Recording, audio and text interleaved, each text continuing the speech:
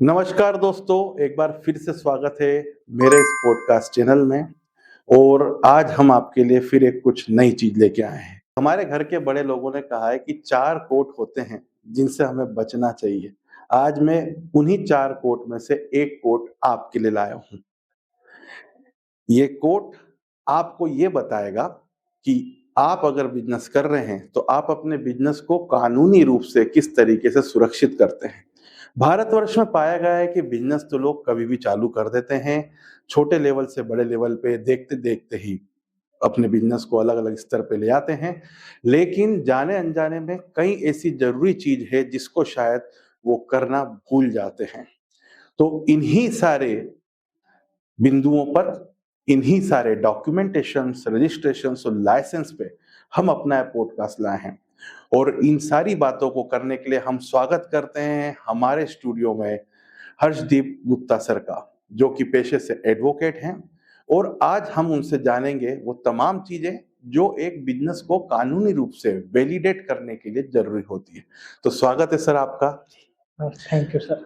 Sir, पहले तो मेरा पहला प्रश्न आपसे यही है कि लोगों के दिमाग में लाइसेंसिंग डॉक्यूमेंटेशन को लेकर, जैसे जिस बिजनेस में जरूरत है, कंपलसरी है, वहां पे तो लोगों को नॉलेज होता है।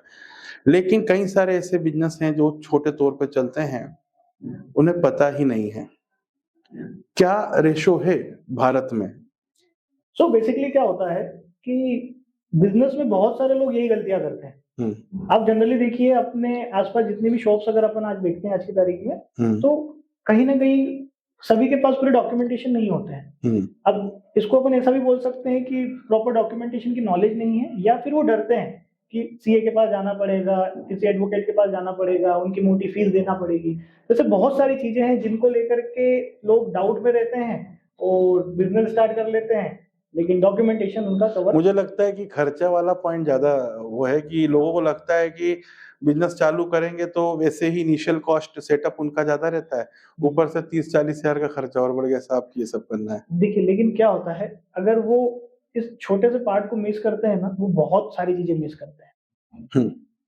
अच्छा ऑफिस बना लिया, सेटअप कर लिया, एम्प्लॉय हायर कर लिए, बहुत सारी चीजें आपने कर ली, लेकिन लीगल वाला पार्ट आपने छोड़ दिया, जो आगे आपको फ्यूचर में जाकर के बहुत बड़ा डैमेज दे सकता है। आपकी लाइबिलिटी के ऊपर बात आ सकती है। बहुत सारी ऐसी छोटी छोटी चीजें हैं जो व्यक्ति नजरअंदाज करता है, तो कहीं ना कहीं फिर बाद में वो पछताता है। तो चलिए स्टार्ट करते हैं। मान लीजिए कि कल को मैं किसी बिजनेस को चालू करता हूँ, तो मेरा सोचना होगा कि अगर मैं सर्विस इंडस्ट्री में बिलोंग कर रहा हूँ और मैंने बिजनेस स्टार्ट करा, तो मेरा फर्स्ट स्टेप क्या होना चाहिए लीगल डॉक्यूमेंटेशन का, और उसके बाद स्टेप बाय स्टेप मुझे किन किन चीजों पे ध्यान देना चाहिए? देखिए, आपने बिल्कुल सही बोला।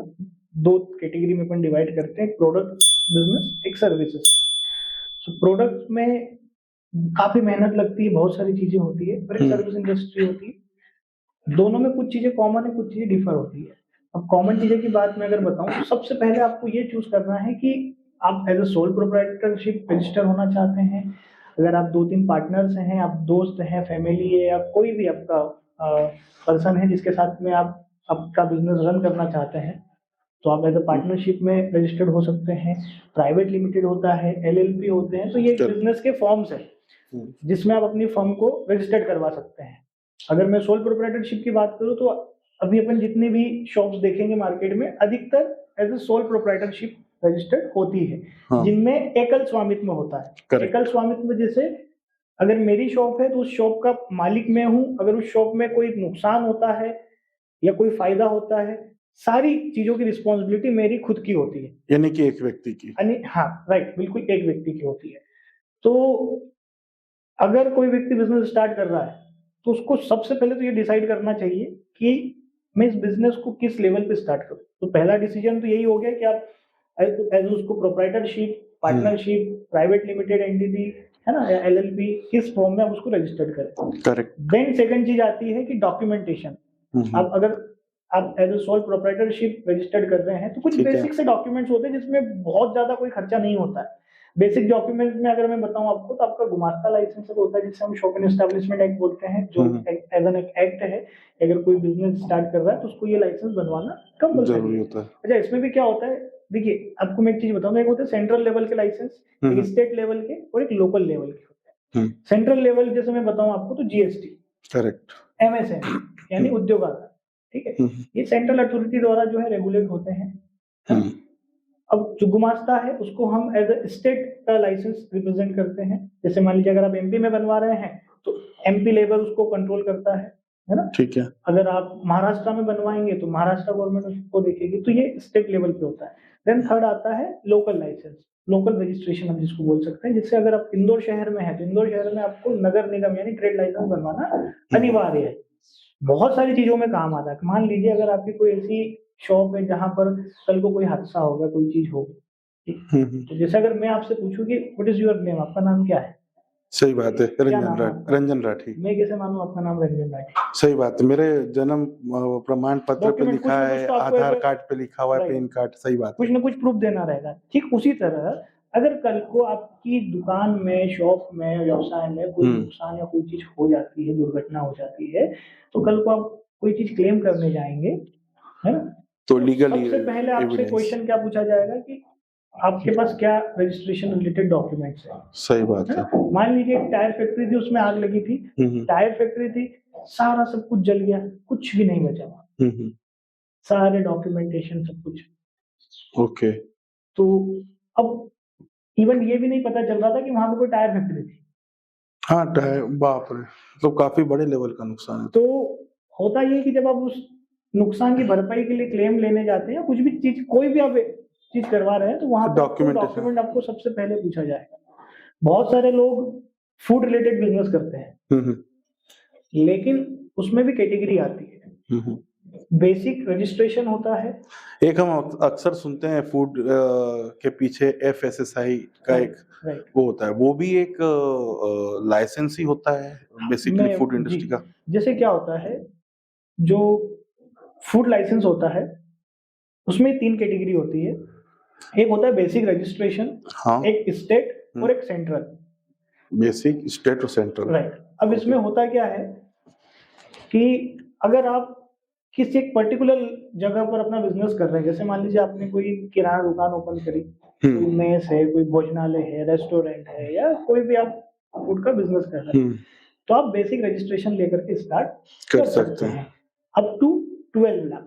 मतलब अगर आपका 12 लाख तक का टर्नओवर होता है, उसमें टर्नओवर लिमिट भी है। ओके। अगर 12 लाख तक का टर्नओवर है किसी पर्टिकुलर एरिया में, आप अपनी जो भी व्यवसाय कर रहे हैं, तो आप बेसिक रजिस्ट्रेशन लेकर के स्टार्ट कर सकते हैं। सेकंड थिंग इज दैट कि अगर आपका टर्नओवर 12 लाख से ज्यादा है, 12 लाख से ज्यादा है, प्लस आप अपनी ब्रांडिंग कर रहे हैं, मान लीजिए कोई एबीसी प्रोडक्ट है, उसके ऊपर आप चाहे कहीं से मैन्युफैक्चरिंग करवा रहे हो, उसको बस अपना सील थप्पा लगा करके आप उसको मार्केट में सेल कर रहे हैं, वहां पे आपको डे 1 से स्टेट लाइसेंस रिक्वायर्ड रहेगा। ओके। चाहे आपका टर्नओवर 12 लाख हो चाहे ना हो, बट आपको स्टेट लाइसेंस रिक्वायर्ड रहेगा। क्यों? क्योंकि वहां पे आप अपनी ब्रांडिंग कर रहे हैं, अपने प्रोडक्ट को प्रमोट कर रहे हैं, ब्रांडिंग लेबलिंग करके। ओके। तो स्टेट लाइसेंस उसमें कंपलसरी होता है। फिर थर्ड आता है आपका सेंट्रल लेवल का लाइसेंस, जिसमें अगर आप इंपोर्ट एक्सपोर्ट कर रहे हैं बाहर, या फिर आपका टर्नओवर अप टू 20 करोड़ से अबव है। तीनों कैटेगरी समझिए, up to 12 to 20 CR, then 20 CR से अगर अबव है तो आपको बाय डिफॉल्ट वो लेना ही है, सेंट्रल लाइसेंस लेना है। सेंट्रल लाइसेंस में एक चीज ये भी है, कुछ हम जैसे बोलते हैं अपने इसमें अपवाद, जैसे अगर आप न्यूट्रास्यूटिकल प्रोडक्ट्स लेते हैं, बनाते हैं या सेल करते हैं, तो उसमें सेंट्रल लाइसेंस रिक्वायर्ड है। जैसे बहुत सारी कैटेगरीज है जिसमें वो अलग अलग कैटेगरी के अकॉर्डिंग कुछ एग्जम्पशन भी होंगे। जैसे अगर कोई बालू रेत का बिजनेस कर रहा है तो उसके लिए जीएसटी कुछ नहीं लगता, रजिस्ट्रेशन ले ले चाहे ले ले, जीएसटी 0% है। तो इस तरीके की अलग अलग इंडस्ट्री में अभी हम इस चर्चा पे आगे चलते हैं। अब मान लीजिए कि जैसे हर इंडस्ट्री के लिए अलग अलग है। अब आज का जो टाइम है वो ई कॉमर्स का है। ई कॉमर्स स्टार्ट करते समय हमें क्या क्या डॉक्यूमेंटेशन लेना चाहिए? बहुत सही बात बोली आप। देखिए, सबसे जरूरी चीज है जीएसटी। अगर आप ई कॉमर्स रिलेटेड कोई भी बिजनेस कर रहे हैं या ऑनलाइन प्लेटफॉर्म के थ्रू अपना कोई भी प्रोडक्ट सेल आउट कर रहे हैं तो जीएसटी रजिस्ट्रेशन लेना आपको डे 1 से कंपलसरी है। लोग ये समझते हैं, ये कंफ्यूजन भी है काफी लोगों में कि यार मेरा तो 20 लाख का टर्नओवर नहीं है या मेरा 40 लाख का टर्नओवर नहीं है, वो टर्नओवर के क्राइटेरिया में अटके। मोस्ट ऑफ दी जो ई कॉमर्स बिजनेस कर रहे हैं या जब शुरुआत में हमारे पास जैसे क्लाइंट आते भी है ना, बोलते सर अभी तो मेरा 20 लाख का टर्नओवर ही नहीं हुआ है, अभी से लेके क्या करूंगा। करेक्ट। बट यही कंफ्यूजन होता है। अगर आप ई कॉमर्स से रिलेटेड कोई भी बिजनेस स्टार्ट कर रहे हैं तो जीएसटी रजिस्ट्रेशन कंपलसरी है, आपको डे 1 से लेना है। अलोंग विद, अब जैसे होता क्या है, जीएसटी रजिस्ट्रेशन लेने से पहले आपको कुछ और डॉक्यूमेंटेशन जो है वो जरूरी है वो करना रहता है। जैसे मैंने आपको बताया गुमास्ता हो गया, एमएसएमई हो गया आपका, है ना। आपका अगर पार्टनरशिप फर्म है तो उसका पैन कार्ड, उसकी पार्टनरशिप डीड, अब आपका व्यवसाय कहाँ कर रहे हैं, वो जगह रेंटेड है या आपकी खुद की है, तो ये कुछ डॉक्यूमेंटेशन है जो जीएसटी रजिस्ट्रेशन लेने के लिए रिक्वायर्ड रहते हैं। करेक्ट। और एक ऑनलाइन एप्लीकेशन जो है फिल करनी रहती है। फिल करने के विदिन 15 डेज टू 20 डेज में आपका जीएसटी रजिस्ट्रेशन अप्रूव होके आ जाता है। अगर आपके द्वारा दिए हुए डॉक्यूमेंट कंप्लीट है, उसमें किसी प्रकार की कोई कमी पेशी नहीं है, तो आपका जीएसटी अप्रूव हो जाता है। अदरवाइज एक छोटी सी क्यूरी आती है डिपार्टमेंट की। हाँ, कई बार आती है और वो फोटो वगैरह भी शायद मांगते हैं। उसमें जैसे कोई चीज मिसमैच हो रही है या फिर क्लियरली डॉक्यूमेंट जो है आप जिनको जो कंसल्टेंट से आप डॉक्यूमेंट जीएसटी बनवा रहे हैं, उन्होंने अगर प्रॉपर तरीके से उसको अपलोड नहीं किया है, कुछ माइनर उसमें मिस्टेक है या कुछ भी, तो डिपार्टमेंट उसमें क्यूरी राइज करता है। देन वो क्यूरी सोल्व होकर के आपका जीएसटी रजिस्ट्रेशन आपको मिल जाता है। अब इसमें भी एक मैं बहुत जो है सेंसिटिव बात मैं बोलना चाहूंगा, जीएसटी रजिस्ट्रेशन तो हर व्यक्ति करवा लेता है। देखिए उलझता व्यक्ति यहीं पे है, कंप्लायंसेस में, रिटर्न्स और ये सब, return and all. GST registration करवा तो लिया, लेकिन उसके रिटर्न फाइल करना बहुत कंपल्सरी। अगर आप रिटर्न फाइल नहीं करते हो तो आपको पर डे के हिसाब से पेनल्टी लगती है। और वो कितनी होती है? 20 रुपए से लेकर के 200 रुपए पर डे तक भी जा सकती है, डिपेंड ऑन के कितना। हाँ, बहुत सारी चीजें उसमें रहता है, ऐसा पर्टिकुलर नहीं है। जनरली देखते हैं कि 500-1000 रुपए तक की पेनल्टी पर मंथ की आती है, बट वो हो जाती है उसमें अगर आप बार बार उस चीज को अवॉइड करोगे, रिटर्न फाइल नहीं करोगे। अच्छा, अभी एक रूल ये भी आ गया है कि आप अगर जीएसटी फाइल ही नहीं कर रहे हो तो 6 महीने के अंदर अंदर पोर्टल ऑटोमेटिक डिटेक्ट कर लेता है और आपका as a suo motu cancellation हो जाता है। ओके। हाँ, मतलब ऑटोमेटिकली आपका जो जीएसटी है वो। और कोई पेनल्टी भी लगाता है उस कैंसिलेशन के साथ? उसमें ऐसा होता है कि जब से आपने जीएसटी का रिटर्न फाइल करना बंद किया है या फिर आपने ले लिया जीएसटी फाइल ही नहीं किया आज तक, तो तब से लेकर के अभी तक की आपको लेट फीस पेनल्टी जो है देना रहेगी। सर, एक चीज और जानना चाहूंगा कि जीएसटी का 18% लोगों को बहुत भारी लगता है, बहुत भारी लगता है। तो क्या हमारे भारतीय कानून में ऐसा कोई विधान है कि ये 18% कुछ कम ज्यादा हो जाए? नहीं सर, ऐसा कोई नहीं, ये स्लैब रेट है। जब जीएसटी का लॉ बना तो उसमें हर एक सर्विस प्रोडक्ट की कैटेगरी स्लैब के। तो ये तो जो आपने अभी बताया कि ई कॉमर्स के लिए जीएसटी बहुत जरूरी होता है, 18% लगता है, ये तो बेसिक डॉक्यूमेंट हो गए। हम बिजनेस स्टार्ट कर रहे हैं, हमें बेसिक डॉक्यूमेंट की जरूरत है। अब बात करना है मुझे आपसे कि अब हम अपने बिजनेस को सुरक्षित करना चाहते हैं, तो इस चीज में 4 चीजें मेन आती है कि एक तो ये आईएसओ वाली कहानी जो है, बहुत कॉल आते हैं। जो आईएसओ होता है वो भी एज ए कंप्लायंस में आता है। क्या ये हर बिजनेस को लेना जरूरी होता है? ये डिपेंड करता है, ये ऑप्शनल है, टोटली ऑप्शनल है। बट हाँ, अगर आप जैसे जैसे मान लीजिए हम सुबह उठते हैं, नहाते हैं, हमने अच्छे कपड़े पहने और जस्ट हम एक डीओ या कोई अच्छा सा परफ्यूम लगाते हैं, तो जो आईएसओ सर्टिफिकेशन है या जो अदर चीजें हैं ये वो परफ्यूम का काम करती है। लगाओ तो भी ठीक, नहीं लगाओ तो भी चलेगा। बट हाँ, लेना चाहिए। अगर आप एक बिजनेस कर रहे हैं तो आईएसओ लेने से क्या होता है कि जो सामने आपका क्लाइंट बैठा है उसके कहीं ना कहीं मन में ये, अगर मैं कोई चीज बाय कर रहा हूँ, एक प्रोडक्ट है मान लीजिए एक्स, एक किसी और कंपनी का है, किसी और कंपनी का है, एक कंपनी में लिखा है कि this is an ISO certified company और ये नॉर्मली, तो मेरे मन में एज अ बायर ये ख्याल जाएगा कि यार ये आईएसओ, भले उसको पता नहीं है कि आईएसओ होता क्या है, लेकिन उसको ये लगेगा कि हाँ ये सर्टिफाइड है। राइट, तो एक कंज्यूमर बिहेवियर में आ जाती है। सही बात है। तो ये 99% मैं बोल सकता हूँ कि कस्टमर जो है, बायर जो है, वो उस प्रोडक्ट को लेगा जिसपे वो आईएसओ वाला मार्क। मतलब आपके हिसाब से मार्केटिंग पॉइंट ऑफ व्यू से आईएसओ दिखता अच्छा हाँ, है, कस्टमर के सामने रिप्रेजेंट राइट, अच्छा आता है, तो हमें लेना चाहिए। बिल्कुल। 9001 2015 सबसे कॉमनली आईएसओ सर्टिफिकेशन होता है। एक होता है इसमें आईएफ और नॉन आईएफ। आईएफ जो टेंडर्स एंड ऑल थिंग्स में भी काम में आते हैं, आपके सारी जगहों पे वो एक्सेप्टेबल रहते हैं। तो एज अ बिजनेस अगर आप स्टार्ट कर रहे हैं तो डे वन से आप अपने डॉक्यूमेंटेशन कंप्लीट करवा सकते हैं, जिसमें आईएसओ भी आप इंक्लूड कर सकते हैं। अब मेरा जो क्वेश्चन है वो इस पॉडकास्ट का सबसे बड़ा क्वेश्चन है सर।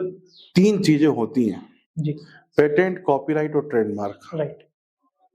इन तीनों चीजों में आज की तारीख में हिंदुस्तान में कई सारे बिजनेसमैन को ठगा भी जा रहा है, जी, सही तरीके से बताया भी नहीं जा रहा है। यहाँ तक कि बहुत सारे लोग बोलते हैं कि हमने तीनों सर्टिफिकेट करा रखे हैं, लेकिन तीनों में उनको अंतर भी नहीं पता है। एक बिजनेसमैन से बोलेंगे, पूछेंगे आप, तो उनको तीनों में अंतर भी नहीं पता है। और ये तीनों बिजनेस के लिए होते जरूरी हैं। देखिए, क्यों जरूरी होते हैं, जी, क्या अंतर है, और ये तीनों अलग अलग क्यों हैं? जी, देखिए, सबसे पहले तो मैं कंफ्यूजन क्लियर करता हूँ। ट्रेडमार्क, कॉपीराइट और पेटेंट होता क्या है? ठीक है। तो ट्रेडमार्क ये होता है कि अगर आप कोई बिजनेस स्टार्ट कर रहे हैं, हर एक बिजनेस की आइडेंटिटी होती है उसका लोगो या उसका स्लोगन, राइट? तो ट्रेडमार्क से आप उस चीज को प्रोटेक्ट कर सकते हो कि कल को आपका बिजनेस अगर स्केलेबल होता है, बड़ा बनता है, तो उस लोगो को कोई कॉपी ना कर पाए, कोई उसका वायलेशन ना कर पाए, या कोई आपके पीठ पीछे आपके लोगों का यूज करके आपकी गुडविल ना चुरा पाए। सर, गांधी जी के चेहरे को भी एज ए लोगो रजिस्टर्ड किया जा सकता है, या कोई ऐसी चीज जो देखिए, ट्रेडमार्क में क्या है, बहुत सारी ऐसी चीजें हैं जो हम उसको बोल सकते हैं कि वो रजिस्ट्रेशन नहीं होता है। बहुत सारे ऐसे वर्ड्स भी हैं, कुछ ऐसी फोटोज, तस्वीरें होती है जिनको हम रजिस्टर्ड नहीं कर सकते हैं। कॉपीराइट, हाँ, राइट। ट्रेडमार्क मैंने बताया। अब जैसे कॉपीराइट होता है, तो कॉपीराइट होता है क्रिएटिव चीजों का। कॉपीराइट लाइक मान लीजिए किसी ने आपने कोई गाना लिखा, तो उस गाने को, उसकी रिदम, ट्यून को आप कॉपीराइट कर सकते हैं, उस पे आपका कॉपीराइट हो गया। और पेटेंट जो होता है वो ये होता है कि आपने कोई नया ऐसा इन्वेंशन किया है जो अभी तक अवेलेबल नहीं है। लाइक आपने कोई ऐसे, मान लीजिए आपने कोई ऐसी फॉर्मूला बना दिया, हाँ, कोई भी चीज, मान लीजिए प्रोडक्ट की मैं बात करूं तो आपने कोई ऐसी बैटरी बना दी जो मोबाइल को बिना किसी बिजली के चार्ज कर रही है, या फिर कोई ऐसी मशीन बनाई जो किसी बिना इन्वॉल्वमेंट के आपके प्रोडक्ट को पूरा पैकेजिंग करके पूरा फाइनल कर देती है। तो ये इनोवेटिव चीजें हो गई, तो इसमें पेटेंट होता है। मतलब आपके कहने का मतलब है, अगर कोई बिजनेस पैटर्न यूनिक हो, नए फार्मूले के साथ, नए कॉन्सेप्ट के साथ, तो उसको पेटेंट कराना चाहिए। और हमारे यूनिक मटेरियल को, जैसे स्टॉक इमेजेस हो गया, स्टॉक ऑडियो हो गया, इसको कॉपीराइट कराना चाहिए। कोई आपने बुक पब्लिश करी, हाँ, कोई आपने बुक लिखी, उसको आप एज अ कॉपीराइट कर सकते हैं। और हमारे लोगों को हमें ट्रेडमार्क कराना चाहिए। तो ये ट्रेडमार्क कराने से अगर कोई हमारा लोगो यूज करता है, या मान लीजिए कि लोगो का सिमिलर है, एग्जैक्ट 100% लोगो नहीं है, बट सिमिलर है, कलर अलग है, फोंट अलग है, बट बाकी लगभग 80% सेम एक जैसा है, तो क्या हम इस पे कंप्लायंस कर सकते हैं या लीगल एक्शन ले सकते हैं? बिल्कुल, हम इस पे लीगल एक्शन ले सकते हैं। इसमें ट्रेडमार्क अथॉरिटी पूरा साथ देती है। बहुत सारी चीजें होती है, एंड अगर आप आपकी जगह पे सही हैं, आपकी चीजें प्रूफ हो जाती है, तो बिल्कुल आपको पूरा लीगल प्रोटेक्शन मिलता है। और जो सामने वाला व्यक्ति है जिसने आपके साथ में फ्रॉड किया है या फिर आपके लोगों का वायलेशन लिया है, उस पर पूरा लीगल एक्शन। अगर यही केस में बिजनेस इंडस्ट्री अलग अलग है, मान लीजिए कि फॉर एग्जांपल कोई एक कंपनी है, हाँ, देयर आर 45 क्लासेस। रेस एक कंपनी है, रेस करके। अब एक रेस कंपनी क्या करवाती है कि स्पोर्ट्स मटेरियल में, और एक रेस कंपनी बेसिकली क्या है, उसने बाइक लॉन्च कर दी। तो दोनों इंडस्ट्री अलग है, दोनों के लोगों में शायद मान लीजिए 50% सिमिलरिटी है। तो क्या ये दोनों एक दूसरे पे, मतलब जिसने रजिस्टर्ड करा रखा है, कर सकते हैं, ये उस पे कर सकते हैं? फिर भी उसमें क्या होता है, इसीलिए उसमें क्लासेस इंट्रोड्यूस की हुई है। आप देखेंगे कि उसमें सर्विस प्रोडक्ट दोनों के लिए अलग अलग अपनी अपनी क्लासेस है, मल्टीपल क्लासेस भी आप ले सकते हैं, बहुत सारी चीजें, इसीलिए कंफ्यूजन ना हो, सेम क्लास में दो प्रोडक्ट ना आ जाए सेम चीज के। हाँ, क्योंकि अपन ने तो देखा ना सर, हाँ। जैसे एक गली में 8-8 बालाजी इंटरप्राइजेस मिल जाते हैं हमको हमारे यहाँ। अच्छा, जैसे कुछ ऐसे कॉमन वर्ड्स भी होते हैं जो ट्रेडमार्क नहीं होते हैं, या फिर उस पे ऑब्जेक्शन आ जाते हैं। दो तरह के ऑब्जेक्शन आते हैं, सेक्शन 9 सेक्शन 11 के। तो ऑब्जेक्शन आता है, देन ऑब्जेक्शन के बाद में उसका रिप्लाई सबमिट होता है। जैसे मान लीजिए मैं एज IPR अटॉर्नी हूँ, तो मैं उसका रिप्लाई बनाता हूँ, पूरा सबमिट करता हूँ, उससे जो अथॉरिटी है वो सेटिस्फाई होती है, अगर तो ठीक है, नहीं तो फिर वो अदरवाइज हियरिंग में जाता है। तो मोस्ट प्रोबेबली 1 या 2 हियरिंग में जो भी होता है फैसला उसका ट्रेडमार्क का हो जाता है। और आप लोगों के लिए जो सबसे इम्पोर्टेंट प्रश्न है, अब उसका आंसर भी आप सुन के रहे हैं। जनरली क्या होता है सर, एक बिजनेसमैन को पता नहीं है कि इन ट्रेडमार्क हम करा रहे हैं, कॉपीराइट करा रहे हैं, तो इसमें लगता कितना टाइम है, कितने टाइम तक हम TM लिख सकते हैं, और कितने टाइम बाद हम R लिख सकते हैं। और सबसे बड़ा प्रश्न ये कि आज की तारीख में आप ये मान के चलें कि 80% लोग पेमेंट कर देते हैं, और उसके बाद भी 1 साल बाद भी उनको उनका TM और लाइसेंस नहीं मिलता, और समय के रहते वो चीजें भूल जाते हैं, और ऐसे में कई सारी एजेंसी आज की तारीख में कमा जाती है। ऐसे कई सारे केस मेरे सामने आए हैं, इसलिए मेरा एक प्रश्न आपसे था। देखिए, सबसे मेन चीज, बहुत सारे लोगों को ये कंफ्यूजन रहता है TM और R क्या है। जब आप ट्रेडमार्क का रजिस्ट्रेशन करवाते हैं, यानी कि जब आपने पोर्टल पर ट्रेडमार्क जहाँ पे रजिस्टर करते हैं इंडिया, वहाँ पर आपने अपना एप्लीकेशन फाइल कर दी, आपके पास रसीद आ गई, अब उसी दिन से अपने लोगो, अपने ब्रांड के ऊपर TM लिख सकते हैं, राइट। अब देखिए क्या होता है, अब इसको इस तरीके से समझिए कि हजारों ट्रेडमार्क पर डे अप्लाई हो रहे हैं, और लाखों ट्रेडमार्क पेंडिंग में है, ठीक है। अब ये चीज कोई ऐसी चीज नहीं है कि पैसे दिए लिए और यूज कर लिया। यहाँ पर आपको पूरा 360 डिग्री देखा जाता है आपके लोगों को, ये कहीं किसी और को वायलेट तो नहीं कर रहा है। तो इसलिए ये चीज जो है थोड़ा सा टाइम लेती है। कहीं कहीं पे देखा गया है, बहुत सारे लोगों को 3 महीने में उनका R आ जाता है, रजिस्ट्रेशन को मिल जाता है, किसी को 6 महीने, किसी को 8 महीने, किसी को साल भर, और किसी में जैसे ऑब्जेक्शन आता है, हियरिंग में जाते हैं, तो हियरिंग की डेट थोड़ी सी लेट लगती है, तो उस केस में मोर देन 1 ईयर लग जाता है। तो ये प्रोसेस होती है। तो इसमें ऐसा नहीं है कि इतना टाइम लग रहा है। हाँ, जो जेन्युइन पर्सन है, अगर आपने अच्छी जगह से करवाया है आपका ट्रेडमार्क अपने बिजनेस के लिए, तो बिल्कुल आप पूरा सपोर्ट देते हैं। वो बहुत सारे लोग ऐसा है जो आपको एंड टू एंड सपोर्ट देते हैं, फ्रॉम फीलिंग से लेकर हियरिंग तक का सारा पूरा गाइड करते हैं। इसमें होता क्या है कि आज की तारीख में सारी चीजें इजीली अवेलेबल है।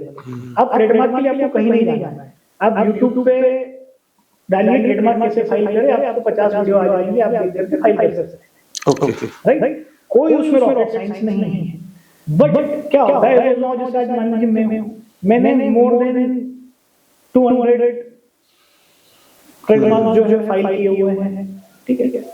अब मुझे प्रैक्टिस है उस चीज की, मुझे प्रैक्टिस है कि उसमें क्या ऑब्जेक्शन आ सकता है, मुझे प्रैक्टिस है कि अगर ऑब्जेक्शन आया तो उसका क्या रिप्लाई देना, मुझे प्रैक्टिस है कि अगली स्टेज क्या हो।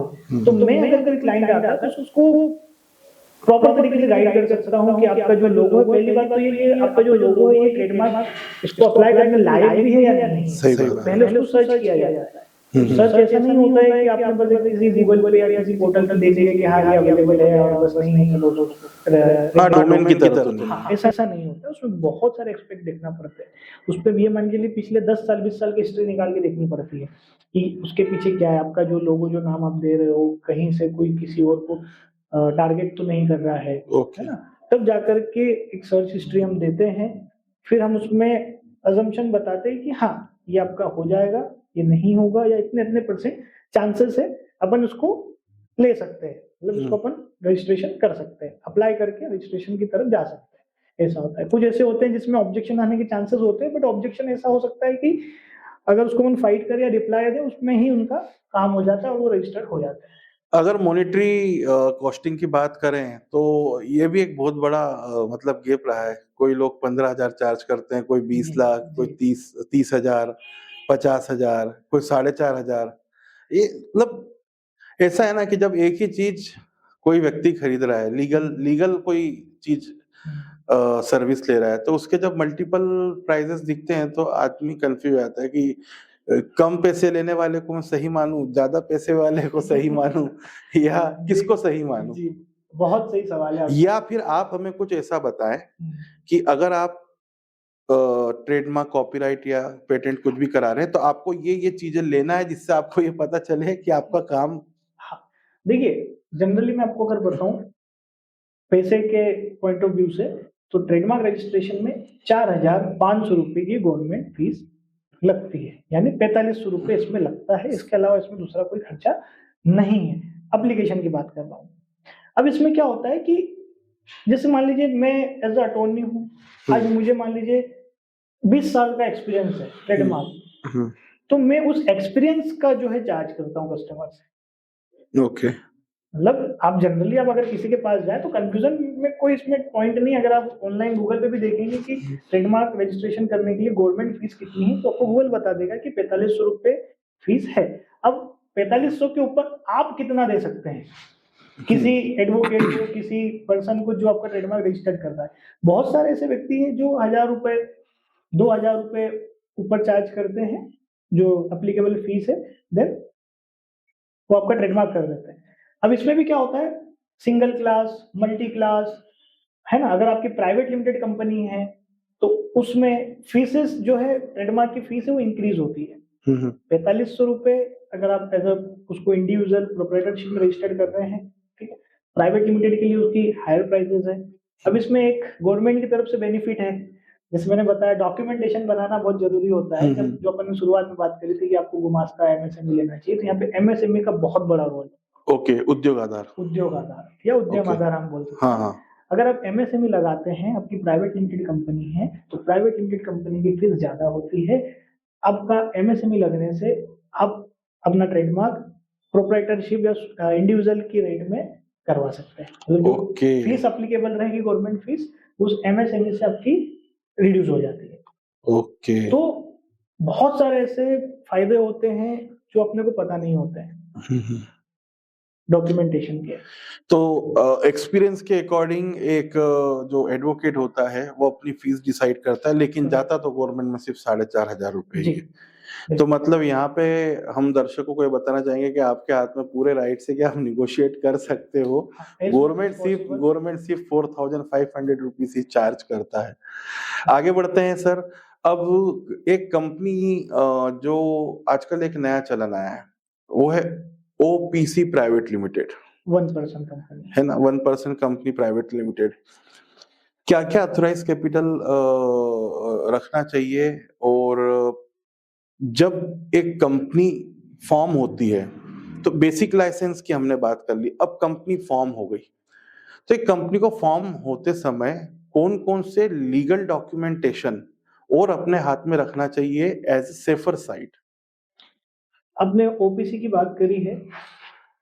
मैं अगर पर्सनली बोलूँ तो ठीक है, अच्छी चीज़ है। वो एक अगर आप प्रोप्राइटरशिप स्टार्ट कर रहे हो, उसकी वजह अगर आप ओपीसी रजिस्टर्ड करते हो, तो मच बेटर है प्रोप्राइटरशिप से। बट मैं पर्सनली चाहूँगा कि आप ओपीसी के बजाय प्राइवेट लिमिटेड फॉर्म करिए। प्राइवेट लिमिटेड में क्या होता है, मिनिमम 2 डायरेक्टर्स की रिक्वायरमेंट होती है।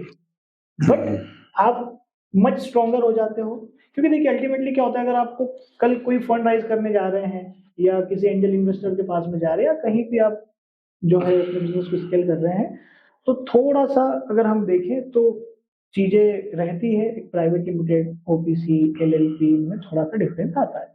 तो मैं अपन यहाँ बात करते हैं प्राइवेट लिमिटेड की। 1% कंपनी प्राइवेट लिमिटेड के सेम इक्वल एंटिटी है, इक्विवेलेंट रहती है। बट मैं आपको 1% में ज्यादा कुछ है नहीं, 1 व्यक्ति रिक्वायर्ड होता है, सेम सारी चीजें होती है। और बहुत कम जो लोग हैं वो 1% कंपनी रजिस्टर्ड करते हैं। जो ज्यादातर प्रिफरेबल बोल सकते हैं हम, जो ज्यादातर लोग पसंद करते हैं वो प्राइवेट लिमिटेड कंपनी। ओके। तो प्राइवेट लिमिटेड कंपनी में जो रिक्वायरमेंट है, मिनिमम 2 डायरेक्टर होना चाहिए। प्लस जब कंपनी बन जाती है तो कंपनी बनने के बाद में आपको उसका MOA, hmm, AOA, hmm, memorandum of association, article of article of association, association, company का पेन टेन, है ना, आपका इनकॉर्पोरेशन सर्टिफिकेट, ये सारी चीज आपको मिलती है। तो जो आपने सर हमें ये सारी जानकारी दी है, इसके अलावा और क्या चीजें हैं जो हमको एज अ लीगलिटी की अगर हम बात करें हमारे बिजनेस में ध्यान रखना चाहिए? देखिए, एक चीज और है जो बहुत सारे बिजनेसमैन जो है वो अवॉइड करते हैं। आपका जो भी पैसा आ रहा है, आजकल यूपीआई चालू हो गया है। करेक्ट। व्यक्ति 1 रुपया भी अगर कोई चीज खरीद रहा है तो वो यूपीआई कर देता है ना। हम यूपीआई लिए जा रहे हैं, दिए जा रहे हैं, बट टैक्स वाले पार्ट पे कोई बात नहीं नहीं करता। करता। तो अगर आप बिजनेस रन कर रहे हैं या कोई भी व्यक्ति अपना बिजनेस स्टार्ट कर रहा है तो उसको करंट अकाउंट ओपन करवाना उसके लिए बहुत जरूरी है। ओके। लोग गलती क्या करते हैं, सेविंग अकाउंट में अपना पैसा लिए जा रहे हैं, तो कहीं ना कहीं वो बाद में आपको डैमेज कर सकता है या आपके बिजनेस को डैमेज कर सकता है। तो बजाय इसके आप अपना करंट अकाउंट ओपन करवाओ। देखिए, सीधा सा कॉन्सेप्ट है, सेविंग अकाउंट माने बचत खाता, राइट, उसका नाम ही है बचत, और करंट माने चालू खाता। तो कॉन्सेप्ट ही इसलिए इंट्रोड्यूस किया हुआ है बिजनेसमैन के लिए कि अगर आप कोई बिजनेस कर रहे हैं तो आप एटलीस्ट करंट अकाउंट ओपन करवाएं, क्योंकि आपके दिन में 1000 ट्रांजेक्शन होते हैं। मतलब बिजनेस को चलाने के लिए चालू खाता जरूर चालू करवाएं। हाँ, राइट। और अगर आप अपने खुद का जो आपका पर्सनल अकाउंट है तो वो उसको सेविंग के लिए यूज करें, जिसमें आप पैसा बचत करके रखते हैं। जी, जो बिजनेस से आप अर्न कर रहे हैं उससे आप हर मंथ कुछ एक सम अमाउंट ऑफ मनी उस सेविंग अकाउंट में डाल सकते हैं, जो आपके एज अ गुडविल बन रही है। और जो आप अपनी कंपनी के अकाउंट में आप उसको ऐसे सैलरी दिखा दें। जी, बिल्कुल राइट। तो ये प्रैक्टिस आप प्रोप्राइटरशिप से चालू करेंगे, कर सकते हैं, तो आगे जाकर के आपको फाइनेंस और जो बहुत सारी चीजें होती, लीगलिटीज होती है, उसमें इशू नहीं आएगा।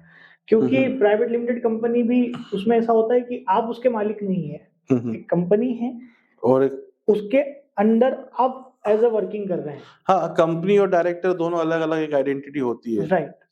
तो ये चीज है। देन अगर हम बात करें टैक्सेशन की, तो लोग इनकम टैक्स जो होता है उससे भी घबराते हैं।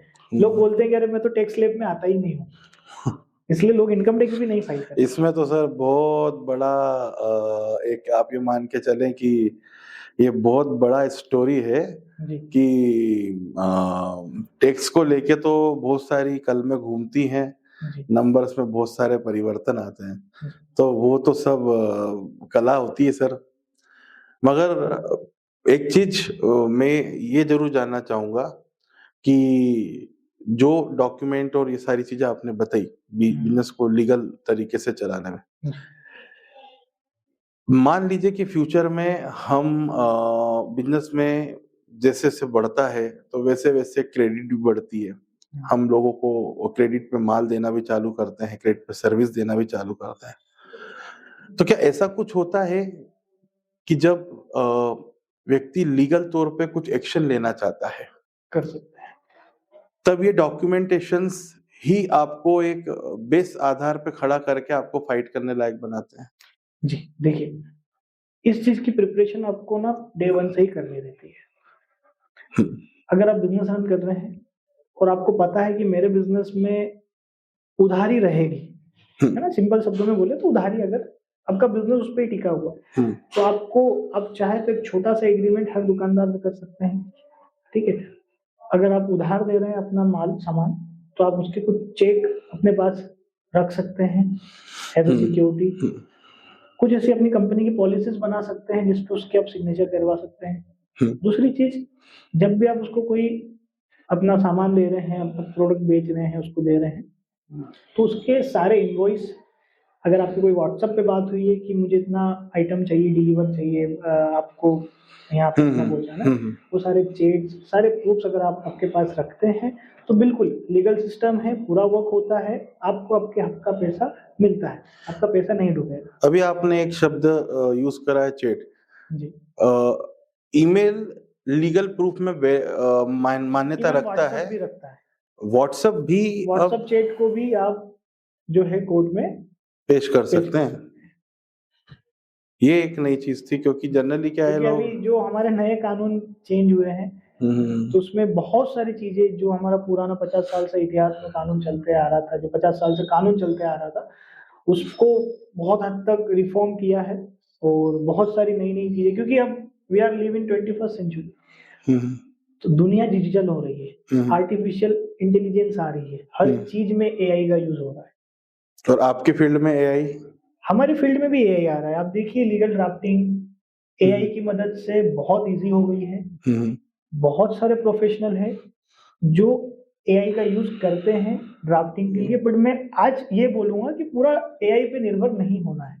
हाँ, एआई एक हेल्प असिस्टेंस हाँ, है आप उससे बेसिकली। हेल्प ले सकते हैं। कोई चीज अगर आपको आइडिया नहीं आ रहा है, कुछ आपको उसका बेस चाहिए, तो वो आप एआई से जनरेट करवा सकते हैं। बट कुछ हद तक अभी एआई को मजबूत होने में थोड़ा सा समय लगेगा, अगर लीगल की मैं बात करूं तो। बट बहुत सारी ऐसी क्रिएटिव चीजें हैं जहाँ पे आपने देखिए, आप कुछ प्रॉम्प्ट डालिए, कुछ लिखिए, आपको रियलिस्टिक इमेज मिल जाएगी। इवन आप कैमरे से शूट करेंगे तो इतनी अच्छी इमेज नहीं आएगी जितनी उस प्रॉम्प्ट से आ जाती है।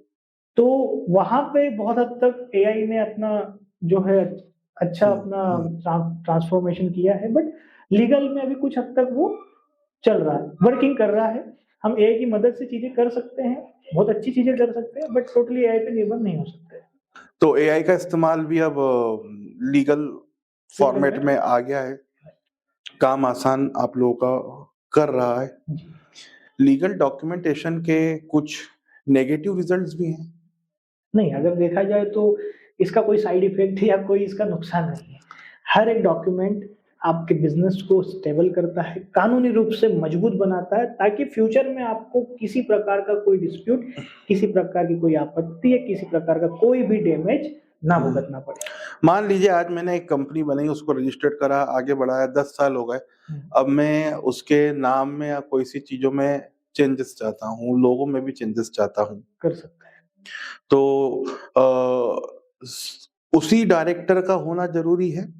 मान लीजिए, मैं एग्जांपल देता हूँ कि कोई बिजनेस 50 सालों से चल रहा है, अब उनकी नई पीढ़ी आई है। हाँ, तो उसमें हटा सकते हैं, ऐसा कुछ सब कुछ कर सकते हैं, सब तरीके से हम तो गवर्नमेंट जो है हमको हर तरीके के चेंजेस के लिए हाँ, सारी एप्लीकेबिलिटी है। अभी देखिए बहुत सारी कंपनीज जो पुरानी चली आ रही थी, जैसे अभी मैं एक रिसेंट एक इवेंट में गया था, वहां पर टाइड कारपोरेशन लिमिटेड, शायद मुझे नाम नहीं याद आ रहा है, कंपनी थी। हमारा देश आजाद नहीं हुआ था उससे पहले से वो ऑयल मैन्युफैक्चरिंग में है, ऑयल बना रहे हैं, सारी चीजें करते हैं। देन अभी उन्होंने उसका नाम पूरा चेंज किया है। तो कर सकते हैं, उसमें कोई दो राय नहीं है। आप अगर लीगल है वो चीज, तो उसको आराम से आप जो है आगे बढ़ा सकते हैं। तो अभी तक जो आपने सुना और समझा वो एक डॉक्यूमेंटेशन और लाइसेंस के बारे में है, जो अगर आप बिजनेस चालू करते हैं तो आपको सारी चीजें चाहिए। इसके बाद भी अगर आपके मन में किसी प्रकार का कोई प्रश्न है आपके बिजनेस से रिलेटेड या आपकी इंडस्ट्री से रिलेटेड, लीगल तौर पर उसको किस तरीके से वैलिडेट करना है या कौन कौन से डॉक्यूमेंट्स लाइसेंस आपको लेना है, तो स्क्रीन पे दिए गए नंबर पे आप एडवोकेट हर्षदीप गुप्ता सर से बात कर सकते हैं और उनसे डिटेल में जानकारी ले सकते हैं। आज का सफर यहीं पे समाप्त करते हैं। मैं अपनी वाणी को विराम देता हूं। धन्यवाद। अगले पॉडकास्ट में फिर मिलेंगे एक नए टॉपिक पे। Thank you.